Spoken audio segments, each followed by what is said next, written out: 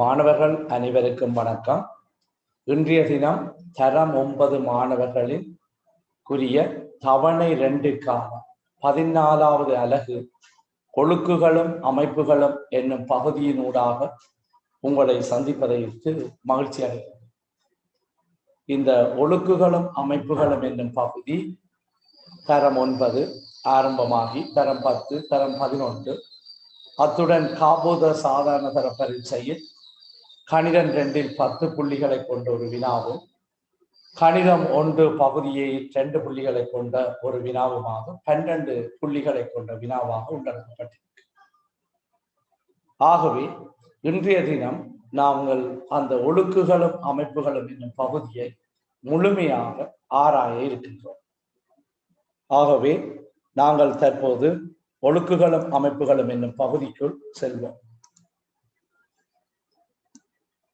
இந்த ஒழுக்குகளும் அமைப்புகளும் என்னும் பகுதியில் ஒழுக்குகள் என்றால் முதல்ல என்ன என்று சொல்லி பார்ப்போம். ஒரு குறித்த நிபந்தனையை அல்லது சில நிபந்தனைகளை திருப்தியாக்குமாறு உள்ள புள்ளிகளின் தொகையானது ஒழுக்கெனப்படும்.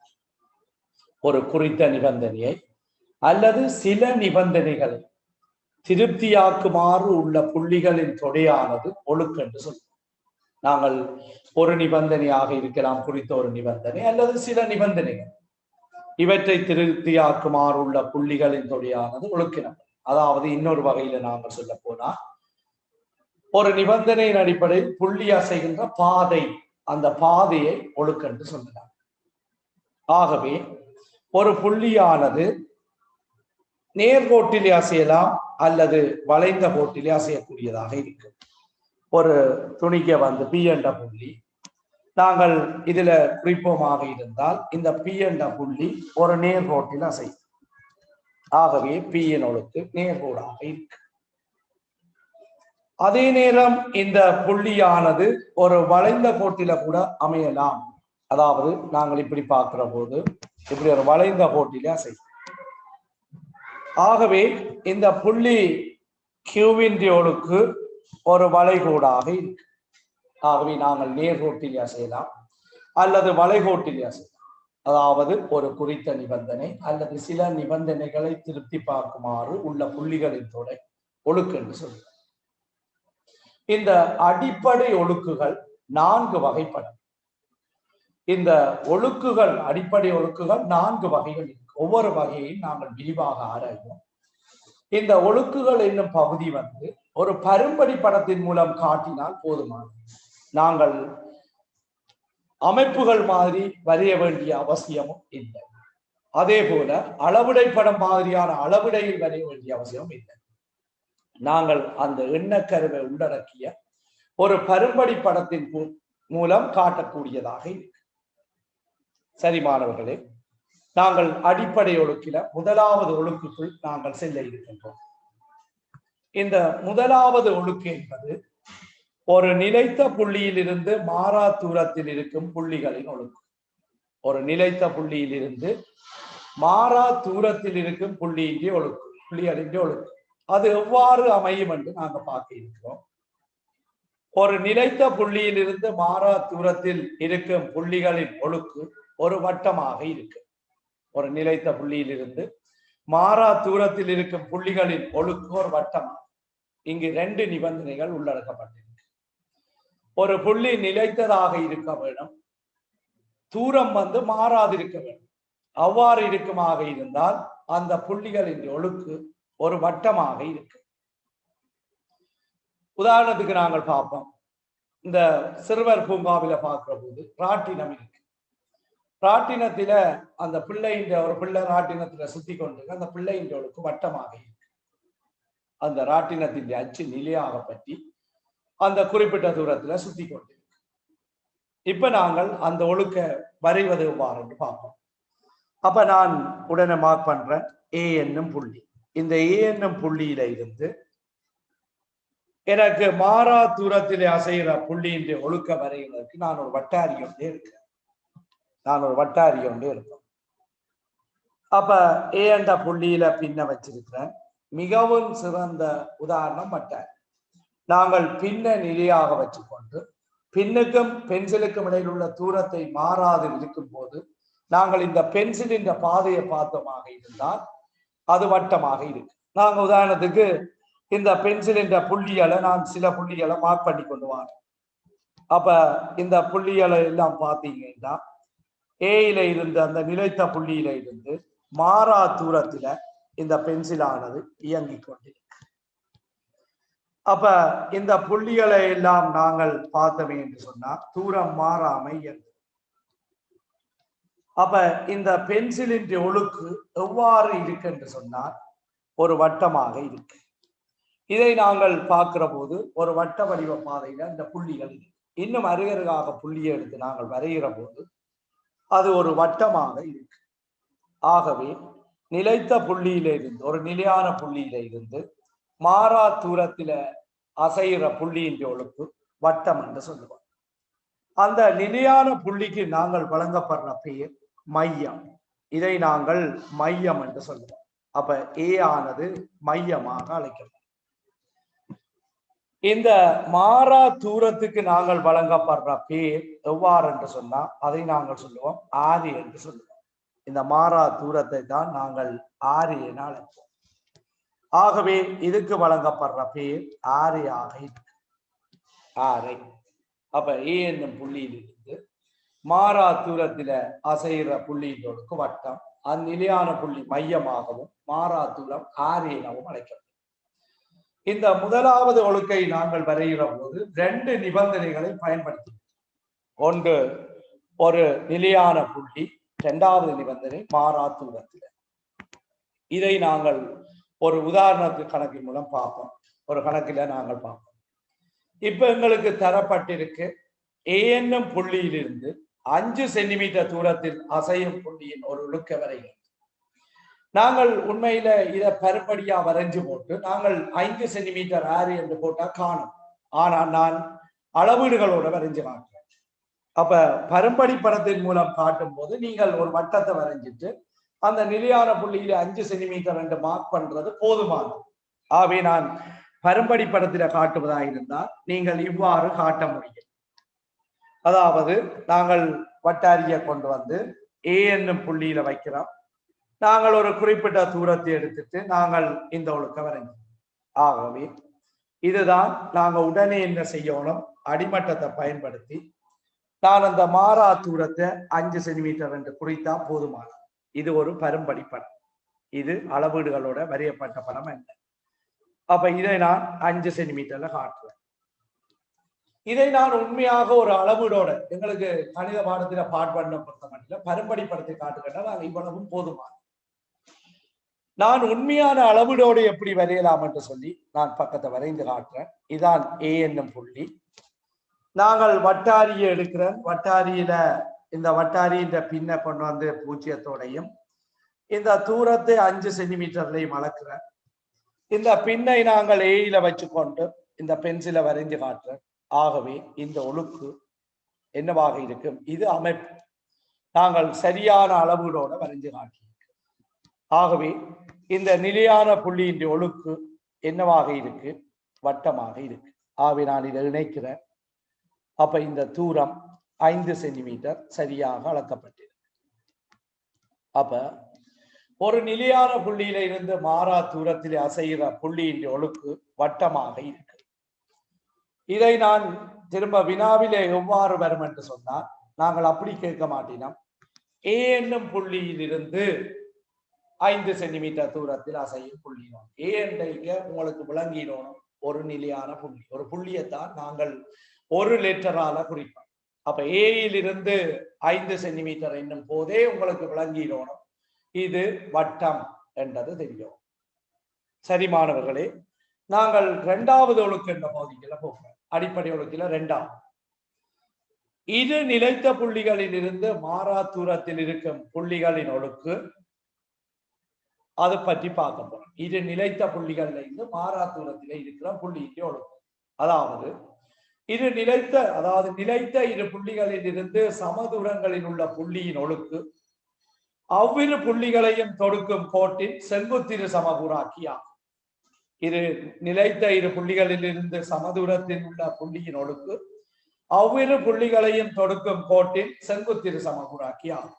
ஆகவே இது பரும்படி படத்தில நாங்கள் குறிக்கிற போது உண்மையில நாங்கள் பிராக்டிக்கலாக நாங்கள் எவ்வாறு செய்யலாம் என்றால், நான் இதுல ஏ என்ற புள்ளியை மார்க் பண்றேன், இந்த பி என்ற புள்ளிய இதே இதுல மார்க் பண்றேன்.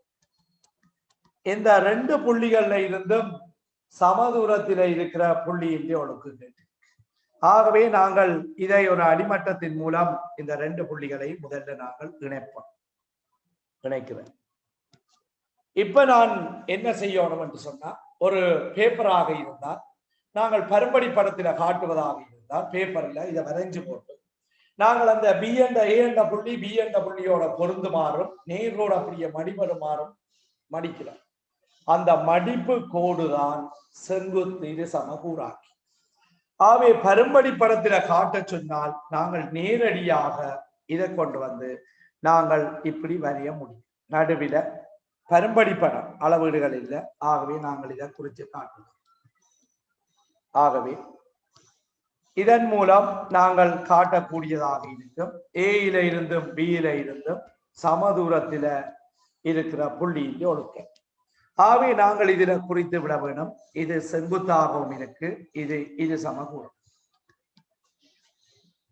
இப்ப இதுல நாங்கள் பார்க்கிற போது இந்த புள்ளிக்கோடால குறிக்கப்பட்ட பகுதிதான் ஏயிலிருந்து பியிலிருந்து சமதூரத்தில் இருக்கிற புள்ளி ஒழுக்கு.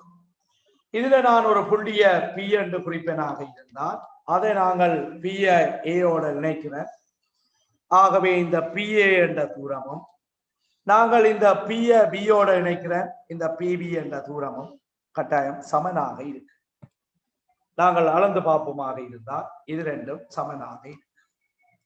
அதே போல அவ்வாறு இதில் ஒரு இடத்தை நான் பி பி கியூ என்ற ஒரு புள்ளியை இணைக்கிறேன். இதை நாங்கள் இணைத்து அளப்போமாக இருந்தால் ஏயோட கியூவை இணைக்கிறேன், அவ்வாறே பியுடனும் கியூவை இணைக்கிறேன். இவற்றை இணைத்து போட்டு நாங்கள் இதை அளப்போமாக இருந்தால் இது சமதூரத்திலே இருக்கு. அப்ப ரெண்டு புள்ளிகள்ல இருந்தும் சமதூரத்தில் செய்த புள்ளியின் ஒழுக்கு அவ்விரு புள்ளிகளையும் இணைக்கும் கோட்டின் செங்குத்திரு சமகூராக்கியாக இருக்கு. இதுதான் அந்த ஒழுக்காக இருக்கு. இதுக்கு நாங்கள் உதாரணத்துல ஒரு கணக்கொண்டில நாங்கள் பார்ப்போம். எங்களுக்கு தந்திருக்கு ஏபி 8 சென்டிமீட்டராக உள்ள நேர்கோட்டு துண்டம் வரை. இது நாங்கள் அமைப்பு மூலம் காட்டும். நான் முதல் காட்டினது பரும்படி படத்தின் மூலம் காட்டி இருக்கிறேன். 2 புள்ளிகள்ல இருந்து சமதூரத்தில் செய்த புள்ளியின் ஒழுக்க நான் இப்ப அமைப்பு மூலம் காட்டுறேன். முதல்ல நான் ஒரு நேர்கோட்டு துண்டம் ஒன்று வரைகிறேன். ஆகவே நான் அடிமட்டத்தை பயன்படுத்தி ஒரு நேர்கோடு வரைகிறேன். அந்த நேர்கோட்டில நான் நேர்கோட்டு துண்டம் ஏபியை அமைக்க வேண்டும். ஆகவே நான் இப்ப நேர்கோடு வரைஞ்சிட்டேன்.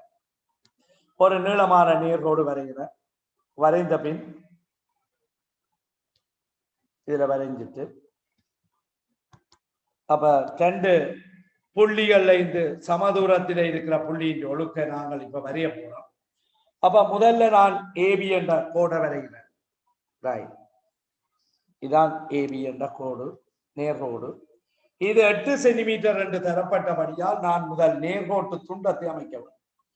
ஆகவே சைவர்ல வட்டாரி இந்த பின்ன வைக்கிறேன். நாங்கள் தொடர்ச்சியா பென்சில 8 அளக்கிறேன். ரைட், அப்ப இதை கொண்டு வந்து நான் இந்த கோட்டில் ஒரு புள்ளியில வச்சுக்கொண்டு நாங்கள் இதுல வச்சு ஒரு ஆட்கொண்ட வைக்கிறேன். அவ்வாறு இந்த வட்டாரி இந்த பின்ன கொண்டு வந்து இந்த புள்ளியில வச்சுக்கொண்டு மறுபடியும் நாங்கள் மற்ற பக்கம் வெட்டுறோம். இதுதான் நாங்கள் படித்த நேர்கோட்டு துண்டம் ஒன்றை அமைத்தோம். இது நாங்கள் தரம் 8 கூட படிச்சிருக்கோம். அப்ப உடனே நாங்கள் இதை பாவிக்கக்கூடியதா இருக்கும். இது ஏபி, இது 8 சென்டிமீட்டர், இது 8 சென்டிமீட்டர். அப்ப முதலாவது வினா நான் செய்து முடிந்துவிட்டேன்.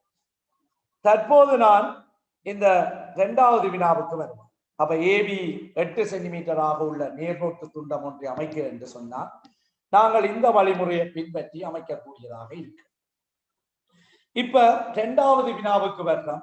ஏ, பி ஆகிய புள்ளிகளில் இருந்து சமதூரத்தில் அசையும் புள்ளியின் ஒழுக்க வரைக சொல்லி. ஏ கமபி என்ற சொல்லையிலேயே உங்களுக்கு விளங்கோணம் ஏ ஒரு புள்ளி பி ஒரு புள்ளி, அதான் கம பாவிக்கப்பட்டிருக்கு. ஏ கமபி ஆகிய புள்ளிகளில் இருந்து சமதூரத்தில் என்றால் உங்களுக்கு விளங்கோணம் செங்குத்திரு சமகூறாக்கிய நாங்கள் வரையும். நான் இப்ப கவராயம் வட்டாரியை எடுக்கிறேன். வட்டாரியில நான் முதல்ல ஒரு புள்ளியில ஏ என்ற புள்ளியில வைக்கிறேன். இந்த ஏ என்ற புள்ளியில வச்சுக்கொண்டு நாங்கள் இந்த கோட்டின் அரைவாசியை விட கூடிய தூரம் இருக்கும். அதாவது அரைவாசிக்கு சமனாகவோ அல்லது அரைவாசியை விட குறைவாகவோ இருந்தால் நாங்கள் செங்குத்திருகூறாக்கி அமைக்க முடியாது. ஆகவே நாங்கள் அரைவாசியை விட கூட எவ்வளவு தூரம் இருந்தாலும் நாங்கள் செங்குத்திருகூறாக்கி அமைக்க முடியும். ஆனால் உங்களுக்கு கொப்பியில உள்ள இடம் போதாமை இருக்கு. அதுக்காக நாங்கள் என்ன செய்யறோம் என்றால் இந்த ஏபி என்ற கோட்டின் அன்னளவாக ஒரு முக்காவாசி தூரத்தை அன்னளவா பெரும்படியா எடுத்துட்டு நான் இப்படியே கொண்டு இந்த ஆக்க கொண்டு நான் இங்கே ஒரு ஆக்கொண்ட வில்லொண்ட வெட்டுவேன்.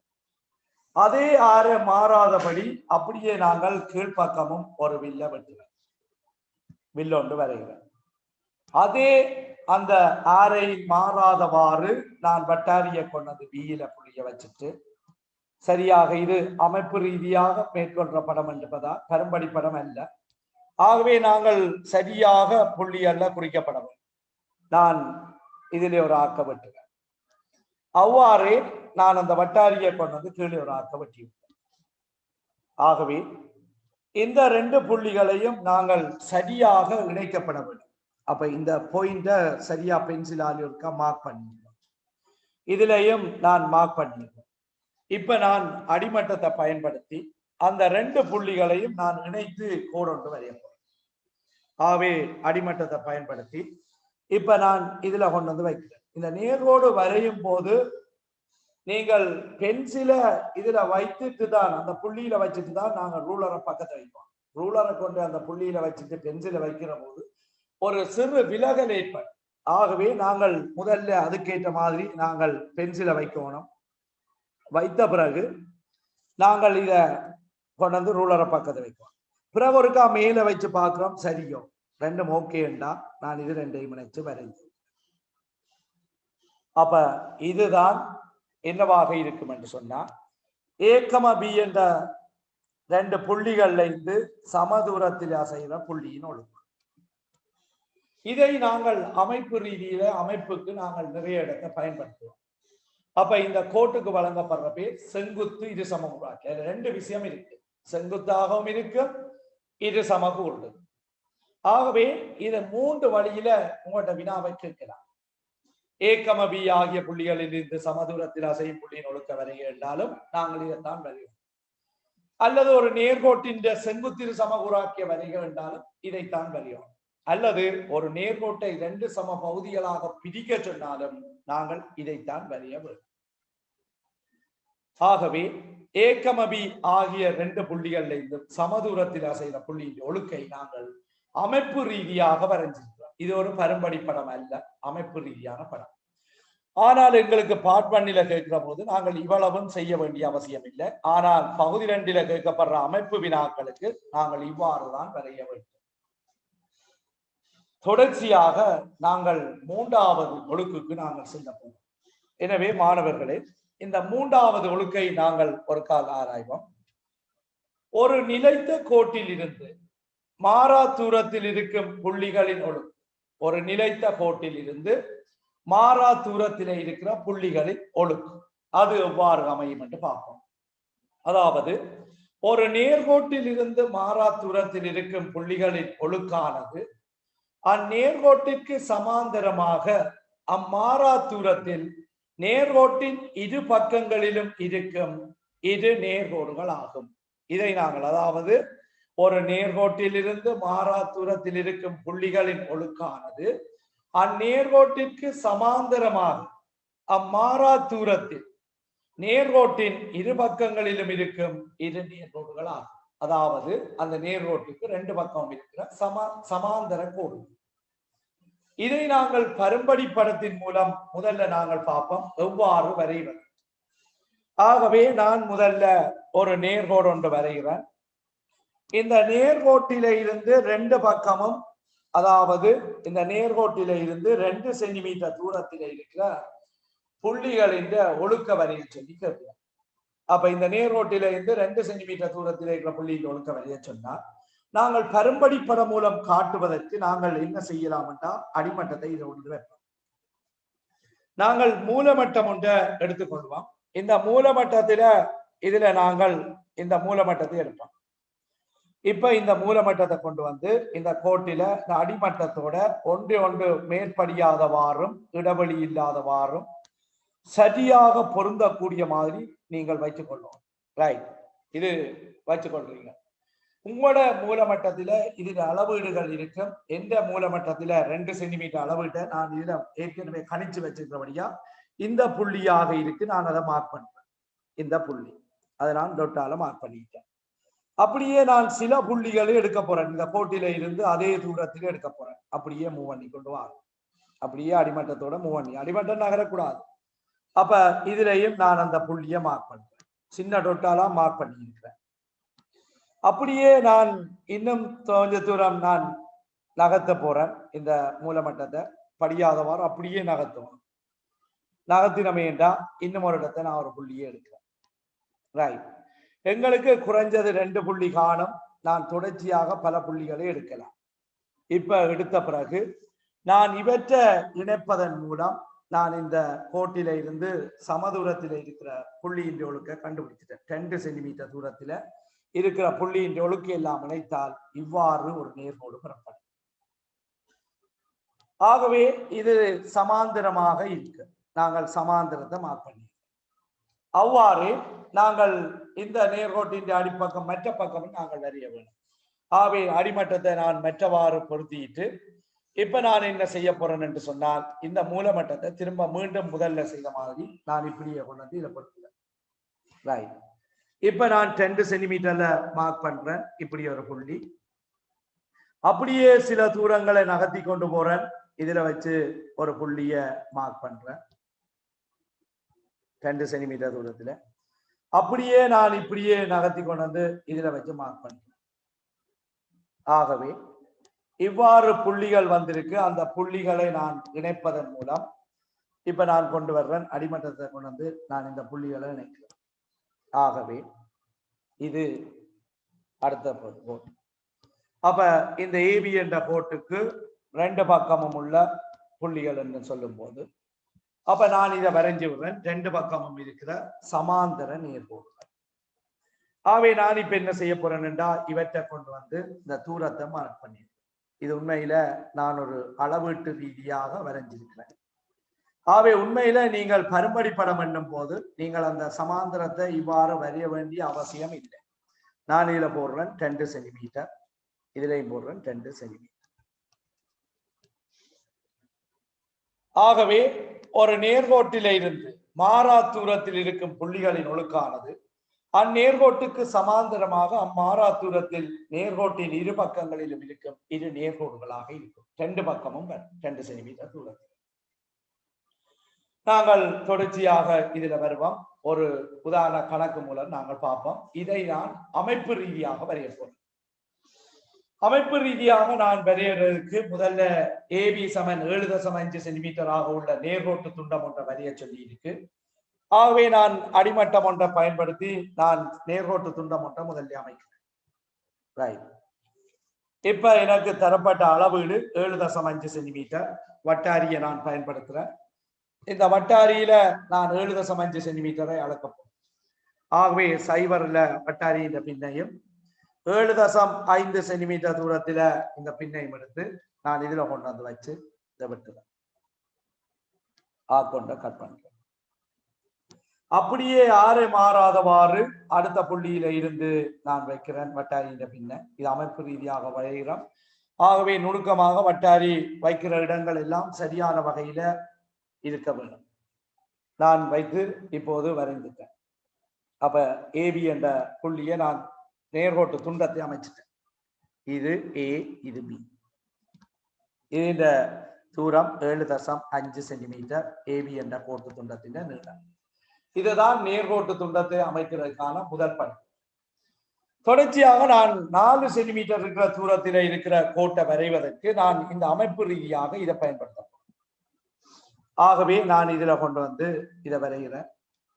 இப்ப வட்டாரியை பயன்படுத்தி விரும்பின அளவாக அன்னளவாக பெருசாகவும் எடுக்க தேவையில்லை, ஓரளவு சிறிசாகவும் எடுக்காம ஓரளவாக நாங்கள் இந்த 2 கோட்டையும் வெட்டுற வகையில இந்த 2 கோட்டு துண்டமும் எங்களுக்கு தேவை. நீங்கள் முழுமையாக வரையலாம் அல்லது இதோட நிப்பாட்டி கொள்ளலாம். நான் இப்படியே முழுமையாக வரைஞ்சிருக்கேன், மெட்ட பக்கமும் வெட்டோம். தொடர்ச்சியாக நான் இந்த வட்டாரியை கொண்டு வந்து மாறாத வகையில அவ்வாறே பியில கொண்டு வந்து வைக்கிறேன். அப்ப பியிலையும் வச்சுக்கொண்டு பிக்குரிய மாத்தலாம், அதுல எந்த பிரச்சனையும் இல்லை. நான் ஒரே அளவா வரைகிறபடியா நான் அப்படியே வரைஞ்சு கொள்றேன். நீங்கள் அதிலே வரைகிறால்தான் இதுல வரைய வேண்டிய அவசியம் இல்லை, இப்படியே வரைஞ்சு. இப்ப நான் இந்த வட்டாரியின் ஆக்க கொண்டு வந்து இந்த நேர்கோட்டோடு இந்த ஆக்குவட்டின எடுத்த வட்டாரியின் பின்ன வச்சுக்கொண்டு ஆரிய நான் மாத்துறேன். விரும்பின அளவு ஆரிய நான் எடுத்து இப்ப மேலே ஒரு ஆக்கொண்ட கட் பண்ண, மேலே ஒரு ஆக்கொண்ட நான் இதை கட் பண்ண. அப்படியே நாங்கள் கீழையும் கட் பண்ணலாம், ஆனா எங்களுக்கு இந்த 2 புள்ளியுமே காணும் என்றபடியா நான் இதோட நிப்பாட்டுறேன். நீங்கள் தேவை என்று சொன்னால் நீங்கள் கீழையும் அதே ஆக்க வரையலாம். எங்களுக்கு இவ்வளவு 2 புள்ளி இருந்தால் நேர்கோடு வரைகிறது போதுமானது என்றபடியா நான் இதிலேயே வரைஞ்சேன். ஆகவே இதுல இந்த ஒரு ஆக்க இது மாறி வைக்கப்பட்டு விட்டது. அப்படியே கொண்டு வந்து இந்த புள்ளியில வைக்கும், இந்த வெற்ற புள்ளியில வச்சு இதுல ஒரு ஆக்க கட் பண்ணுவோம். அவ்வாறு நீங்கள் இதுல கொண்டு வந்து இதுல வச்சு கட் பண்ணு.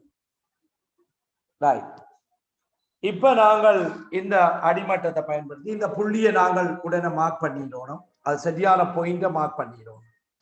நாங்கள் ரூலரை வச்சுட்டு நாங்கள் மார்க் பண்ற போது சில விலகல்கள் ஏற்படலாம். ஆகவே நாங்கள் சரியான அளவீடு அமைப்பு ரீதியா வரைய போறோம். ஆகவே நான் இதுல வச்சுட்டு பென்சிலை வச்சு எல்லாம் பார்த்துட்டு நான் இந்த 2 புள்ளிகளையும் இணைக்க போறேன். இதுல வச்சு பென்சில் பார்க்கிறேன். ஓகே, அப்படியே நீளமாக நான் வரைகிறேன். அதுல கொஞ்சம் நீளமாக நாங்கள் மேலே இது வரைஞ்சோம். ஆகவே இதுல நான் ஒரு கோடு வரைஞ்சேன். அவ்வாறே இதுலையும் கொண்டு வந்து நான் பி என்ற புள்ளியிலையும் அவ்வாறே வரைகிறேன். ஆகவே நாங்கள் பி என்ற புள்ளியில வைக்கிறோம். மேல சரியா பொருந்ததோ எல்லாம் பார்த்துட்டு சரியாக நாம் வரைகிறோம். தற்போது நான் இந்த அடிமட்டத்தை பயன்படுத்தி எனக்கு ஏபி என்னும் கோட்டிலிருந்து 4 சென்டிமீட்டர் தூரத்தில் கேட்கப்பட்டிருப்பதால் நான் இந்த வட்டாரியை எடுத்து 4 சென்டிமீட்டர் அளவடி எடுக்க போறேன். ஆகவே இதுல இந்த புள்ளியில சைபர்ல கொண்டு அந்த வட்டாரியில பின்ன வைக்கிறேன். 4 சென்டிமீட்டர் சரியா எடுக்கிறேன். எடுத்த பின் ஏ என்னும் புள்ளியில வட்டாரியின் பின்ன வச்சு இந்த ஆக்க கொண்டு வந்து மேலே ஒரு வெட்டுவேன். 2 பக்கமும் தேவை. ஆகவே அவ்வாறே கீழையும் வரைய வேண்டி இருப்பதால் கீழையும் வரை.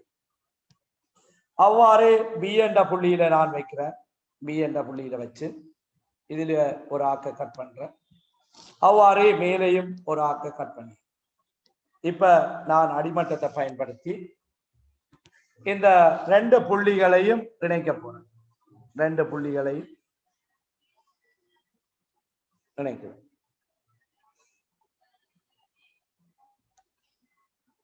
அதே போல இந்த 2 புள்ளிகளையும் இணைக்கிறேன்.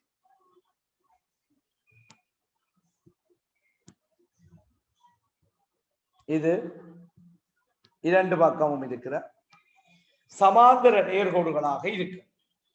இது நான் அமைப்பு ரீதியாக ஒரு கோட்டில இருந்து 4 சென்டிமீட்டர் தூரத்தில் வரைஞ்சிருக்கிறேன். இதுல 4 சென்டிமீட்டர் 4 சென்டிமீட்டர்.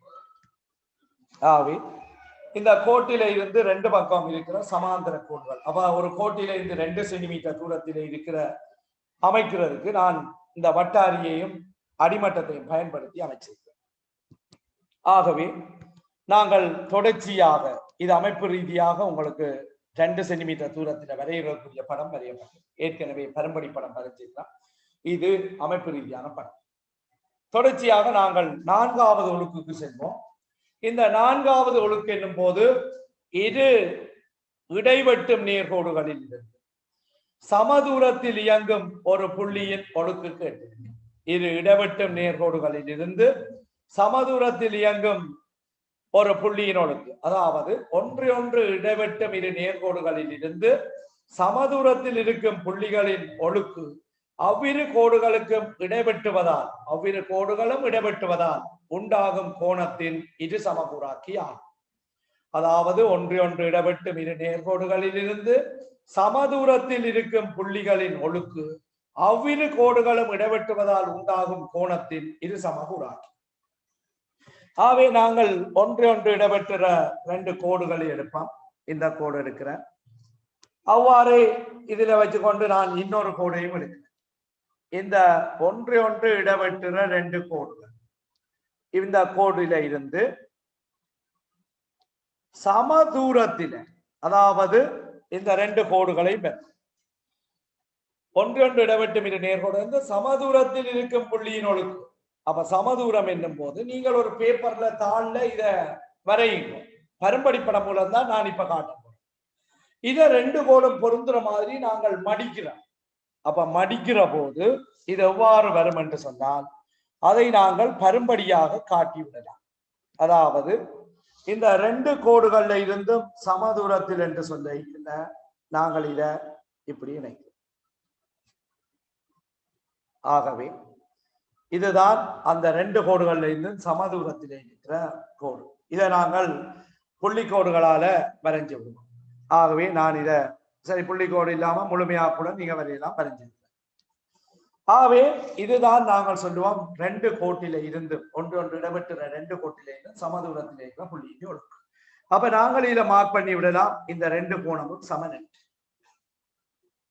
நீங்கள் அப்ப இதுல ஒரு புள்ளியை எடுத்தீங்களாக இருந்தால் இந்த புள்ளி பி என்று எடுக்கிற இதுல இந்த கோட்டில ஒரு புள்ளி, இந்த பியில இருந்து இந்த கோட்டுக்கு வரைகிற செங்குத்து தூரத்தை நாங்க பார்ப்போம். சும்மா தூரம் இல்ல, செங்குத்து தூரம். அதே போல அந்த பி என்ற புள்ளியில இருந்து நாங்கள் மத்திய கோட்டுக்கு செங்குத்து ஒன்று வரையப்போம். இந்த 2 செங்குத்து தூரங்களையும் நாங்கள் பார்க்கிற போது இதுவும் செங்குத்து தூரம், இதுவும் செங்குத்து தூரம். இந்த 2 தூரங்களும் சமனாக இருக்கு. அப்ப 2ல இருந்தும் அந்த புள்ளியில இருந்து 2 கோட்டுக்கும் இடையிலுள்ள செங்குத்து தூரங்கள் சமனாக காணப்படும். இன்னொரு இடத்தை நான் கியூ என்ற புள்ளியை எடுக்கிறேன். ஆகவே கியூவில இருந்து நான் இந்த கோட்டுக்கு ஒரு செங்குத்து வரைகிறேன். அவ்வாறு இந்த கோட்டில இருந்தும் இதுக்கு செங்குத்து வரைகிறேன். இந்த கியூ என்ற புள்ளியில இருந்து அந்த கோட்டுக்கு செங்குத்து வரைகிறேன். இந்த 2 செங்குத்துக்களையும் நாங்கள் பார்த்துட்டீங்கன்னா தூரம் வந்து சமனாக இருக்கு. ஆகவே 2 நேர்கோடுகள்ல இருந்தும் சமதூரத்தில் இருக்கிற புள்ளியின் ஒழுக்கு என்று கேட்டால் அவ்விரு நேர்கோடுகளும் இடப்பெற்றும் கோணத்தின் கோண இரு சமகூராக்கியாக இருக்கு. இதை நாங்கள் அமைப்பு ரீதியாக நாங்கள் பார்க்க இருக்கிறோம். அமைப்பு ரீதியாக நாங்கள் பார்க்கிற போது கீழே உள்ள உருவில் ஏபி கம பிசி ஆகிய கோடுகளில் இருந்து சமதூரத்தில் அசையும் புள்ளியின் ஒழுக்கை வரைய சொல்லி. அப்ப எப்படி கேள்வி கொடுக்கப்படும் என்று சொன்னா ஏபி கம பிசி என்னும் போது ஏபி ஒரு கோடு, பிசி என்றது இன்னொரு கோடு, கம பாவிக்கப்பட்டபடியா 2 கோடு. 2க்கும் பொதுவான ஒரு எழுத்து பி என்று வருது. ஆகவே அந்த 2 கோடும் பியில விட்டு, ஆகவே அந்த பி என்ற கோணத்தில் உள்ள கோண இரு சமகூராக்கி. அதை நாங்கள் எவ்வாறு வரையலாம் என்று சொன்னால் நாங்கள் வட்டாரியை எடுக்கிறோம். வட்டாரிய பி என்ற புள்ளியில வைக்கிறேன். விரும்பின ஆக்கு எடுக்கிறேன். ஆக்கெடுத்து இதுல வரைகிறேன். இது முழுமையாக நாங்க வரைகிறோம். அப்படி வரைய வேண்டிய அவசியம் இல்லை. இந்த கோணம் அந்த கோணம் பற்றினாலே காணும் போதுமானது. நாங்க முழுமையாக வரைகிறோம். வரைஞ்சிட்டு நான் வட்டாரியின் பின்ன கொண்டு வந்து இந்த கோடும் ஆக்கும் மட்டும் இடத்த வச்சு நீங்க இந்த ஆரையை மாற்றம் செய்யலாம். செய்த பின்னர் இதுல ஒரு ஆக்கொண்ட வெட்டுவேன். அவ்வாறே அந்த ஆரை இனி மாறக்கூடாது. மாறாத வகையில நான் இப்படியே கொண்டு வந்து வைக்கிறேன். இப்ப இதையும் இந்த புள்ளியையும் இணைச்சு ஆக்கொண்டு வருகிறேன். இந்த 2 ஆக்குகளும் இடப்பெற்ற புள்ளியை நான் மார்க் பண்றேன். இது கட்டாயம் தெளிவாக இருக்க வேணும். நாங்கள் அடிமட்டத்தை பயன்படுத்தி இந்த அடிமட்டத்தை கொண்டு வந்து நான் இதுல பி என்ற புள்ளியில வச்சு கொண்டு நான் இந்த புள்ளிய அதோட இணைக்க போறேன். ஆகவே இணைப்பதன் மூலம் நான் இதை பெறலாம். ஆகவே இந்த பி என்ற புள்ளியும் இதையும் இணைக்கிறேன். ஆகவே இதுதான் என்னவாக இருக்கும் என்றால் இந்த கோணத்தின் இரு சமகூராக்கியாக இருக்கு. இந்த கோணம் என்ன பருமனோ அதே பருமன் இங்கே இருக்கு. உதாரணத்துக்கு நான் இந்த கோணத்தின் பருமன ஒரு எக்ஸ் என்று குறிச்சனேண்டா இந்த கோணத்தின் பருமனும் எக்ஸ் ஆக இருக்கும். கோண இது சமகூறாக்கி. ஆகவே இது வினாவிலே அமைப்பு வினாவிலே எவ்வாறு வரும் என்று சொன்னால் ஏபி கம பிசியிலிருந்து சமதூரத்தில் அசையும் புள்ளியின் ஒழுக்க வரைக என்றாலும் இதைத்தான் நாங்கள் வரைய வேண்டும். அல்லது கோண இருகுறாக்கிய வரைக என்று சொன்னாலும் நாங்கள் இதைத்தான் வரைய வேண்டும். கோண இருகுறாக்கிய வரைய சொல்லி கோண இரு சமகுறாக்கிய வரைக என்று சொன்னாலும் நாங்கள் இதைத்தான் வரையணும். அல்லது ஒரு 60 பாகை கோணத்தை தந்து அதான் கோண இரு சமகுறாக்கிய நான் இன்னொரு வழியில சொல்றேன். 2 சம பகுதியாக பிரிக்க சொல்லி இருக்கு. ஆகவே இதைத்தான் நாங்கள் பயன்படுத்தணும். ஆகவே கேள்வி ஏபி கம பிசி ஆகிய கோடுகளில் இருந்து சமதூரத்தில் அசையும் புள்ளியின் ஒழுக்க வரைய சொல்லி. ஆகவே 4 வகையான ஒழுக்குகளை நாங்கள் முழுமையாக பார்த்திருக்கிறோம்.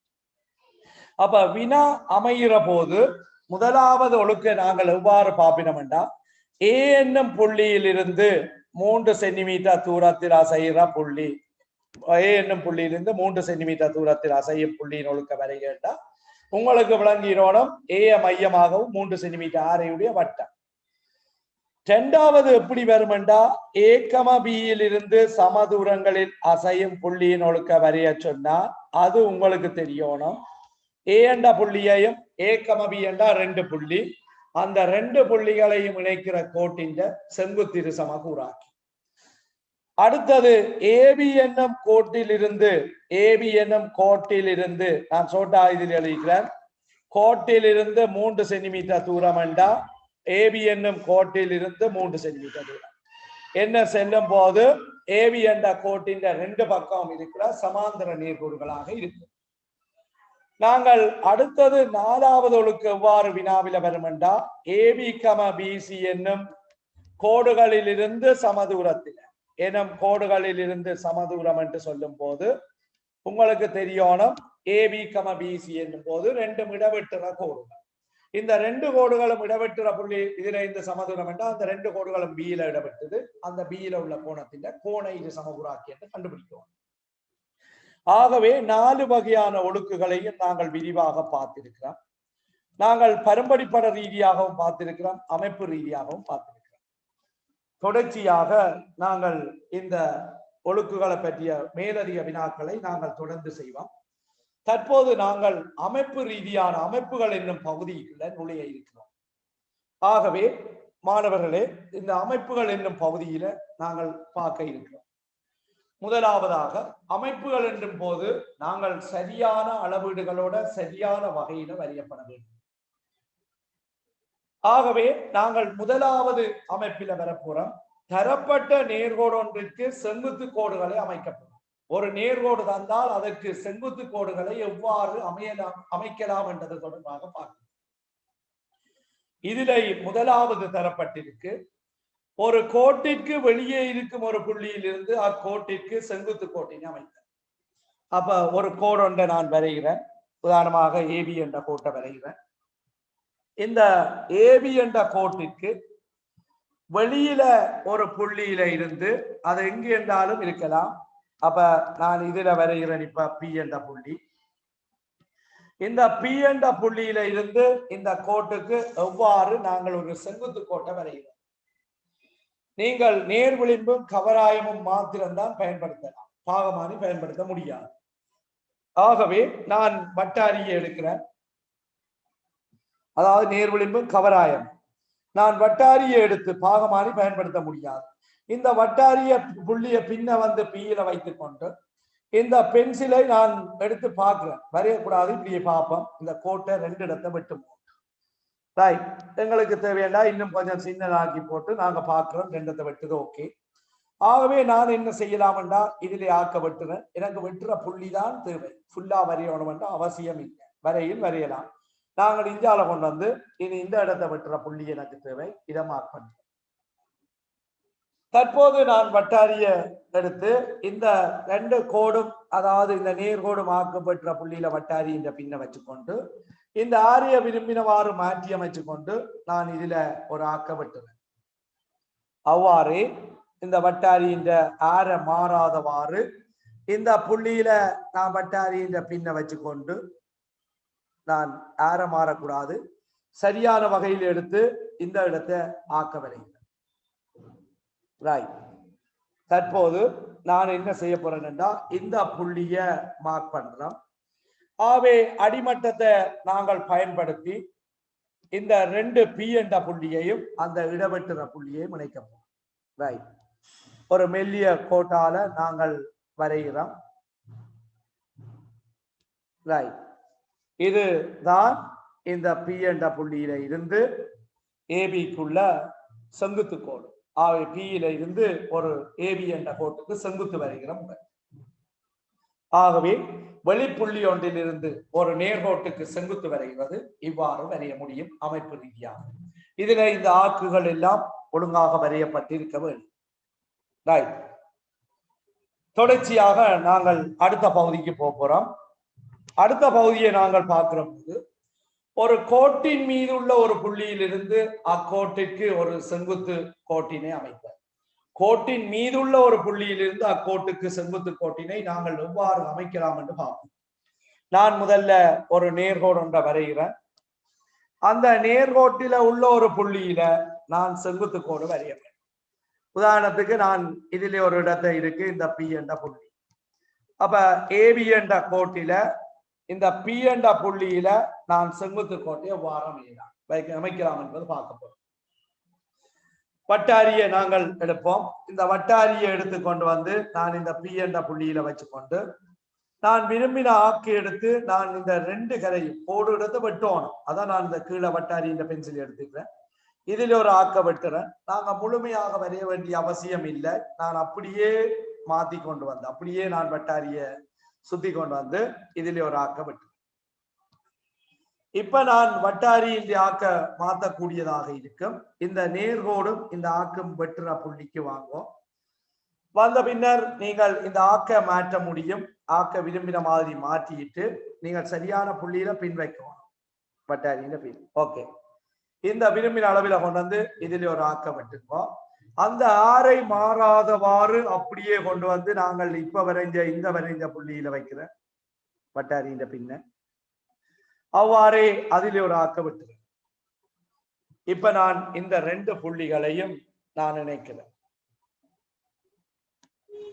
இந்த 2 புள்ளிகளையும் நான் அடிமட்டத்தை பயன்படுத்தி இணைக்கிறேன். நான் ஏற்கனவே சொன்ன மாதிரி நீங்கள் மேல சரியாக மார்க் பண்ணி இருக்கணும். மார்க் பண்ணிட்டு இதுல வரைகிறேன்.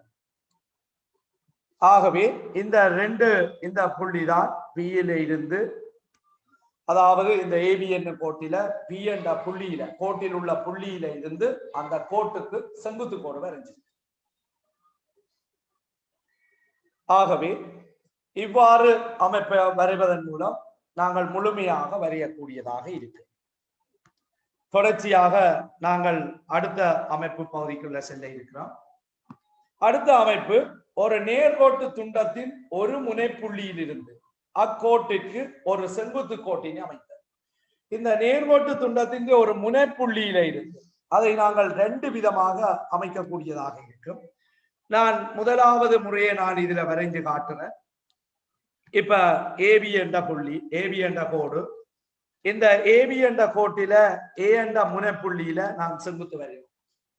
நாங்கள் ஏற்கனவே முதல்ல படித்த மாதிரி தான் வரைய போறோம். ஆனா ஏ என்ற முனைப்புள்ளி கட்டாயம் நாங்கள் மிக முக்கியமானது.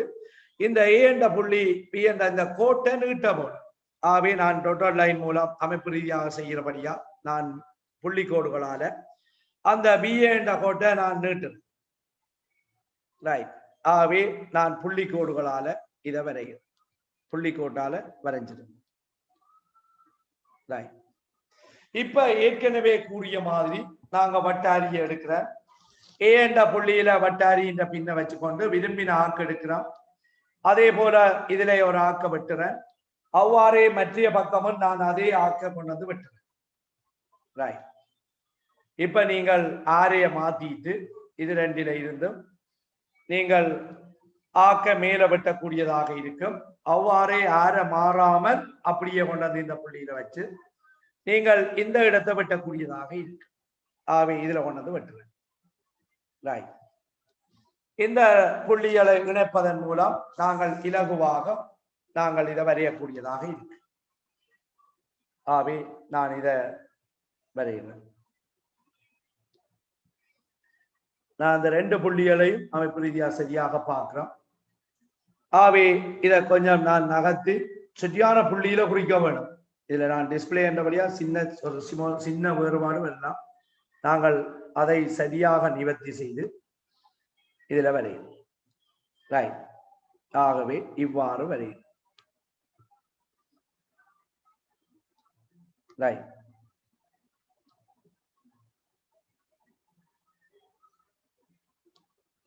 அப்ப ஏ என்ற புள்ளியில நான் செங்குத்து கோடு வரைஞ்சேன்.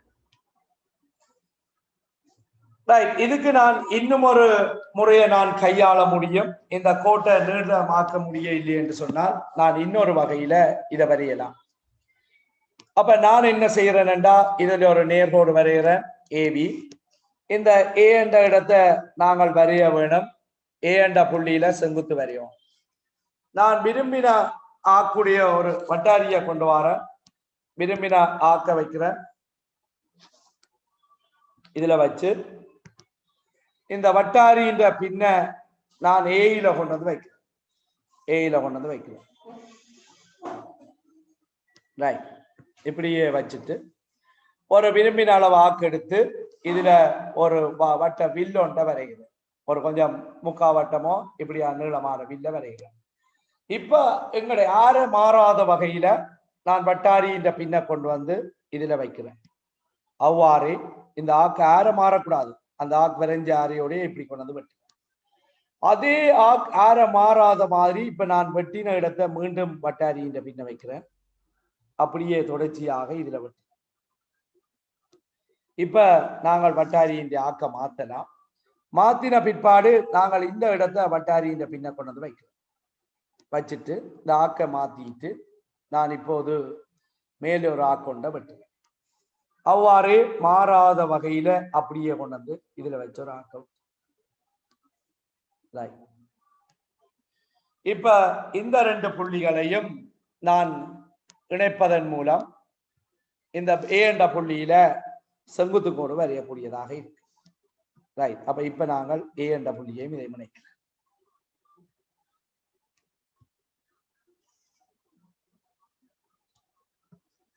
ஆகவே நான் இவ்வாறு செங்குத்து கோடு வரையக்கூடிய. ஆகவே நாங்கள் ஒரு முனைப்புள்ளியோ எந்த இடத்தையோ ஒரு கோட்டில் உள்ள புள்ளியில செங்குத்து வரைகிற இந்த 2 மெதட்டையும் நீங்கள் பயன்படுத்திக் கொள்ளலாம். ஆகவே நாங்கள் 2 வகையிலையும் வரையப்பட்டிருக்க ஒரு முனைப்புள்ளி. இது ஒரு முனைப்புள்ளி என்று இல்லை. எந்த இடத்தையும் அந்த கோட்டில உள்ள புள்ளியில செங்குத்து வரைய சொன்னால் நாங்கள் இந்த 2 முறைகளையும் பயன்படுத்திக் கொள்ளலாம். தொடர்ச்சியாக நாங்கள் அடுத்த பகுதிக்கு வருவோம். ஒரு நேர்கோட்டு துண்டத்தின் செங்குத்து இருசமகூறாக்கி அமைப்பு. அது நாங்கள் ஏற்கனவே ஒழுக்குகளை வச்சு உங்களுக்கு வரைந்து காட்டினார். நான் மீண்டும் ஒரு முறை அதை வரைந்து காட்டுவேன். ஆகவே எங்களுக்கு அமைப்பில இந்த செங்குத்து இருகுறாக்கி என்பது மிக முக்கியமான ஒன்று. நான் கூறியது போல செங்குத்து இருகுறாக்கிய வரைக என்று கேட்கலாம், அல்லது ஏக்கமபியில இந்த சமதூரத்தில் செய்கிற புள்ளி ஒழுக்க வரைய சொல்லலாம், அல்லது இந்த நேர்கோட்டை 2 சமபகுதிகளாக பிரிக்க சொல்லலாம். எல்லாத்துக்கும் நாங்கள் இதைத்தான் பயன்படுத்துவோம். வட்டாரியின் பின்ன கொண்டு வந்து ஏ என்ற புள்ளியில வைத்துட்டு நாங்கள் என்ன செய்கிறோம், அரைவாசியை விட கூடிய அளவு நிலம் எடுக்கும். அப்ப அரைவாசியை விட கூட, அரைவாசியை விட குறைந்ததாக இருக்க முடியாது. கூடியது என்னும் போது நீங்க எவ்வளவும் எடுக்கலாம், அதுல எந்த பிரச்சனையும் இல்லை. ஆனா உங்களோட கொப்பியில இடத்துக்கு ஏற்ற மாதிரி வரைக்கும். நான் மேல ஒரு ஆக்கு வெட்டுறேன். அதே அரை இனி மாறக்கூடாது, அப்படியே கொண்டு வந்து கீழே வெட்டுறேன். திரும்பவும் அது மாறாத வகையில பி என்ற புள்ளியில கொண்டு வந்து வட்டாரியின் பின்ன வைக்கிறேன். இது மாற்றம் அடையக்கூடாது. அவ்வாறே நான் பி என்ற புள்ளியில வச்சு இதுல ஒரு ஆக்க வெட்டக்கூடியதாக இருக்கு. அதே போல தொடர்ச்சியாக நாங்கள் மேலே கொண்டு வந்து வைக்கிறேன். அதிலையும் வச்சு நான் ஆக்க வெட்டக்கூடியதாக இருக்கு. இப்ப நான் என்ன செய்ய வேணும், அடிமட்டத்தை பயன்படுத்தி இந்த 2 புள்ளிகளையும் இணைக்க போறேன். ஆகவே இணைப்பதற்கு முன்னர் நீங்கள் 2 புள்ளிகளையும் பென்சிலால ஒரு மார்க் கொண்டு போடுங்க. அது சரியான புள்ளிகளை நீங்கள் ரூலரை வச்சுட்டு ஐடென்டி பண்றது கடினம். ஆகவே இப்படி மார்க் பண்ணிட்டேன். இனி நான் என்ன செய்ய போறேன் என்று சொன்னா, இந்த அடிமட்டத்தை பயன்படுத்தி இந்த 2 புள்ளியையும் இணைக்க. இதை நீங்கள் பார்த்தீங்களா, இதுதான் செங்குத்து இருசமகூறாக்கி. இதைத்தான் நாங்கள் சொல்லுவோம் செங்குத்து இருசமகூறாக்கி. இது செங்கோணமாகவும் இருக்கும், இது இருசமகூறு. ஆகவே நாங்கள் செங்குத்திருகுறாக்கிய வரைக என்றாலும் இதை வரையலாம், அல்லது ஏகமபி என்னும் புள்ளிகளிலிருந்து சமதூரத்தில் அசைகிற புள்ளியின்றி ஒழுக்க வரைக என்றாலும் நாங்கள் இதை வரையக்கூடியதாக இருக்கும். இவ்வாறு முறையில வரையலாம். தொடர்ச்சியாக நாங்கள் அடுத்த பகுதிக்கு போக இருக்கிறோம். அடுத்த பகுதி கோணங்களுடன் தொடர்பான அமைப்புகள். இப்ப நாங்கள் முதலாவது பார்க்க போறது கோண இருசமகூறாக்கிய அமைப்பு. இந்த ஒரு கோணத்தின் இருசமகூறாக்கிய நாங்கள் எவ்வாறு அமைக்கலாம் என்று பார்ப்போம். ஆகவே நான் இதுல முதலாவது ஒரு நேர்கோடு ஒன்று வரைகிறேன். ஒரு கோணம் ஒன்று நான் வரைய போறேன். விரும்பின அளவுடைய கோணம் ஒன்றை வரைகிறேன். இதை நான் எப்படி ரெண்டு சம பகுதிகளாக நாம் பிரிக்கிறது என்பது தொடர்பாக பார்க்க இருக்கிறேன். அப்ப ஏற்கனவே இது ஒழுக்குகளையும் படிச்சிருக்கிறோம். இதை நான் போடுறேன், பேருறேன் ABC என்று போடுறேன். ஆகவே நான் ஏற்கனவே சொல்லி இருக்கிறேன், AB, BC இருந்து சமதூரத்தில் அசைகிற புள்ளியின் ஒழுக்க வருகின்றாலும் AB, BC ரெண்டு நேர்ரோடுகள் இந்த சமதூரத்தில் அசைகிற புள்ளியின் ஒழுக்க வருகின்றாலும் நாங்கள் இதைத்தான் வரைய வேண்டும். அல்லது கோண இரு சமகூறாக்கிய வருகின்றாலும் இந்த மிதக்க பயன்படுத்தும். ஆகவே நான் இதுல கொண்டு வந்து வட்டாரிய இல்ல பின்ன கொண்டு வந்து பியில வைக்கிறேன். விரும்பின அளவு வாக்கெடுத்து இந்த ரெண்டு கோடுகளையும் வெட்டக்கூடிய மாதிரி வரையுவோம். இடையில வரைய வேண்டிய அவசியம் இல்லை. இந்த வெற்ற புள்ளி காணும், ஆனா நான் முழுமையாக வரைஞ்சிருந்தேன். இப்ப நான் வட்டாரிய கொண்டு வந்து இதுல வச்சு ஆரையை நீங்கள் மாற்றலாம். விரும்பின அளவு வாக்கெடுத்து இதுல ஒரு ஆக்க கட் பண்ணுங்க. அவ்வாறே மாறாத வகையில, இனி மாறக்கூடாத மாறாத வகையில இந்த புள்ளியில கொண்டு வந்து வைக்கிறேன். ஆகவே இதுல கொண்டு வந்து நாங்கள் ஆக்க வைக்கிறேன், வெட்டிட்டேன். இப்ப இந்த ரெண்டு புள்ளிய மார்க் பண்ணிட்டு இவ ரெண்டையும் அடிமட்டத்தால இணைக்கப்படும். சரியோ? ஆகவே நாங்கள் இப்படி கொண்டு வந்து இவ ரெண்டையும் வச்சு இணைக்கிறோம். ஆகவே சரியாக பொருந்துற வகையில நீங்கள் அதை அடிமட்டத்தை செட் பண்ணி ஒரு விலகலும் ஏற்படாமல், இது அமைப்புகள் என்ற பகுதி பரும்படிப்படம் அல்ல. ஆகவே சரியாக வரையப்பட வேண்டும். இதை நீங்கள் பாகமானியை கொண்டு வந்து அளந்து பார்க்கிற போது இந்த கோணம் ரெண்டு சம பகுதிகளாக பிரிக்கப்பட்டிருக்கிறதை காணக்கூடியதாக இருக்கு. அப்ப உச்சி புள்ளியில உச்சி புள்ளியும் ஏற்கனவே நீங்கள் பாகமானி பயன்படுத்துறது தெரியும், ரெண்டு சம பகுதிகளாக பிரிக்கப்பட்டு நீங்கள் வரைஞ்ச பின்னர் அளந்து பார்க்கக்கூடியதாக இருக்கு. ஆகவே இதுதான் நாங்கள் ஒரு கோணத்தின் கோண இரு சமகூறாக்கிய அமைக்கிறதுக்கான படிமுறைகளாக இருக்கு. தொடர்ச்சியாக நாங்கள் அடுத்த பகுதிக்கு வருவோம். தரப்பட்ட ஒரு கோணத்தை பிரதி செய்த அப்படியே கொப்பி பண்ணலாம். அப்ப இதுல ஒரு கோணம் ஒன்று தரப்பட்டிருக்கு. நாங்கள் உதாரணத்துக்கு இதுல ஒரு கோணத்தை வரைகிறேன், அளக்க இல்லை. ஆகவே நான் அளக்காமல் வரைஞ்சிட்டேன். இந்த கோணத்தை நாங்கள் உதாரணத்துக்கு இப்படி ஒரு கோணம் ஒன்று வரைகிறேன். ரைட், இந்த கோணத்துக்கு நான் பேரிடுறேன். இதை நான் பெயரிடக்கூடியதாக இருக்கு. இது ஏ, இது பி, இது சி. இந்த கோணத்துக்கு சமனாக ஏபிசி என்ற கோணம் சமன் PQ ஆர் ஆகுமா? வரைய சொல்லி இருக்கு. அப்ப நான் எவ்வாறு வரையலாம் என்று பார்ப்போம். இப்ப நான் என்ன செய்ய போறேன் என்று சொன்னா, எங்களுக்கு PQ என்ற கோட்டு துண்டம் தரப்பட்டிருக்கும். நான் இப்ப எடுக்கிறேன், இதுல வைக்கிறேன் PQ. அப்ப இந்த இடம் P, இது Q. எனக்கு தெரியும் உச்சி கோணம் PQR தான் வரைய சொல்லிக்கு. அப்ப Q வரையும். அப்ப வட்டாரியை நான் எடுக்கிறேன். வட்டாரியை எடுத்து வந்து நான் இந்த புள்ளியில சரியாக பொருந்துற மாதிரி வச்சு நான் விரும்பின அளவு ஆக்கு எடுக்கிறேன். ஆக்கெடுத்து இதுல ஒரு ஆக்கு வரைகிறேன். இப்போது இந்த ஆரம் மாறக்கூடாது. அவ்வாறே நான் அந்த வட்டாரிய நான் கொண்டு வந்து வரைய வேண்டிய இடம் Qல இருந்து நான் வரைய போறேன். எங்க இருந்து வரையணும் என்று சொன்னா இந்த கோட்டை வெட்டுற இடத்தை இருந்து வரைகிறேன். ஆகவே இப்படியே வரைகிறேன். அந்த ரெண்டின் ஆரையும் சமனாக இருத்தல் வேண்டும். இப்போது நான் இந்த வட்டாரியை கொண்டு வரேன். இங்க கொண்டு வந்து இந்த வட்டாரி இந்த கோட்டில வெட்டின புள்ளியில, ஒரு கோட்டில வெட்டுற புள்ளியில பின்ன வச்சு கொண்டு இன்னொரு கோட்டில வெட்டுற புள்ளிய நான் அளக்க போறேன். அந்த புள்ளிய சரியான அளவுகளோடு இருக்கும், சரியான அளவுட்டில் இருக்கு. இதை நான் இவ்வாறே நான் கொண்டு வந்து அது இதுல வெட்டுற கோட்டில நான் இதை வைத்து அப்படியே கொண்டு வந்து நான் இதை வெட்டி. இப்ப இந்த ரெண்டு புள்ளிகளையும் நான் அடிமட்டத்தை பயன்படுத்தி இணைக்க போறேன். அப்ப இதை நான் கொண்டு வந்து Q என்ற புள்ளியில வைக்கிறேன். ரைட், சரியாக இணைக்கப்பட வேணும். அந்த புள்ளியை நீங்கள் சரியா மார்க் பண்ணி இணைப்பதன் மூலம்தான் சரியான இடத்தை பெறக்கூடியதாக இருக்கும். ஆகவே இதை கொண்டு வந்து நான் இதில் வைத்துட்டு சரியான புள்ளியில சரியான வகையில இந்த எங்களுக்கு அந்த புள்ளியெல்லாம் மிக முக்கியம் ஜாயின் பண்ற இடம். ஆகவே இதை வரைஞ்சு கொண்டு போகும். ஆகவே இதுதான் ஆர், PQR. இப்ப நாங்கள் தேவை ஏற்பட்டால் நாங்கள் பாகமானியை பயன்படுத்தி இதை அளக்கக்கூடியதாக இருக்கும். நாங்கள் அளந்து பார்ப்போம் ரெண்டும் ஒன்றாக இருக்காது. ஆகவே நீங்கள் பாகமானியை எடுப்போம். இந்த பாகமானியை நாங்கள் இதுல பயன்படுத்தி இதுல கொண்டு வந்து வைக்கிறேன். அப்ப சைபர் அளவீடு எங்க இருந்து ஸ்டார்ட் பண்ணுது? உள்ளளவீடு. உள்ளளவீடுல எனக்கு பார்க்கிற போது 49 பாக வருது. அதனாலவா 49 பாக இருக்கு. நான் இந்த பாகமானியை இதுல கொண்டு வந்து வைக்கிறேன். நான் அப்படியே உச்சி புள்ளியோடையும் அடிக்கோடோடையும் பொருந்துற மாதிரி வைக்கிறேன்.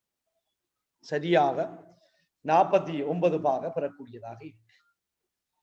ஆகவே அதில உள்ள ஒரு கோணத்தை நான் அளக்காமலே எவ்வாறு இதில் வரையலாம் என்று சொல்லி நாங்கள் பார்த்திருக்கிறோம். ஆகவே ஒரு கோணத்தை பிரதி பண்றோம். இதன் யாரையும் மாறாத வகையில நாங்கள் வரையப்பட்டு இந்த படிமுறை ரீதியாக நாங்கள் மேற்கொள்ள வேண்டி இருக்கு. ஆகவே மாணவர்களே, நாங்கள் ஒழுக்குகளும் இந்த ஒழுக்குகளோட தொடர்பான முக்கியமான பகுதிகளையும் நாங்கள் பார்த்திருக்கிறோம். எங்களுக்கு தொடர்ச்சியாக இந்த நேர்விளிம்பை அமைப்புகள் என்னும் போது நேர்விளிம்பு, கவராயம் ஆகியவற்றை மாத்திரம்தான் நீங்க பயன்படுத்த வேண்டும். பாகமானி பயன்படுத்த முடியாது, வேறு கல்வியை பயன்படுத்த. இந்த ரெண்டையும் பயன்படுத்தி நாங்கள் கோணங்களை எவ்வாறு வரைவது என்பது தொடர்பாக நாங்கள் அடுத்த வகுப்பில அடுத்த இன்னொரு காணொலியினூடாக உங்களுக்கு தெளிவான விளக்கத்தோடையும் அந்த கோணங்களை பட்டாரியை பயன்படுத்தி கவராயத்தை பயன்படுத்தி எவ்வாறு அமைப்பது என்பது ஒரு மாதிரி வினாக்கள், ஒரு சில வினாக்களையும் உங்களுக்கு அடுத்த காணொலியில விரைவாக வெளியிடுவோம்.